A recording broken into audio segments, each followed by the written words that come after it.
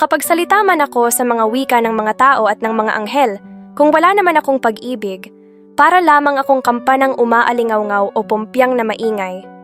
Kung ako man ay may kakayahang magsalita ng mensahe mula sa Diyos at umunawa sa lahat ng hiwaga, kung nasa akin man ang lahat ng kaalaman at lahat ng pananampalataya, anupat nakakapagpalipat ako ng mga bundok, ngunit wala naman akong pag-ibig, wala akong kabuluhan. At kung ipamigay ko man ang lahat ng aking mga ari-arian at ialay ang aking katawan upang sunugin, ngunit wala naman akong pag-ibig, wala rin akong mapapala.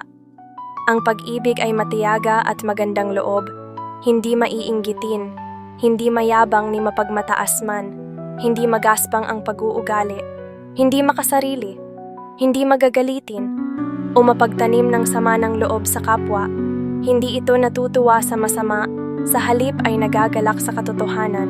Ang pag-ibig ay matiisin, mapagtiwala, puno ng pag-asa, at nagtiyatiyaga hanggang wakas. Matatapos ang kakayahang magsalita ng mensahe mula sa Diyos, titigil rin ang kakayahang magsalita sa iba't ibang mga wika, at lilipas ang kaalaman, ngunit ang pag-ibig ay walang katapusan.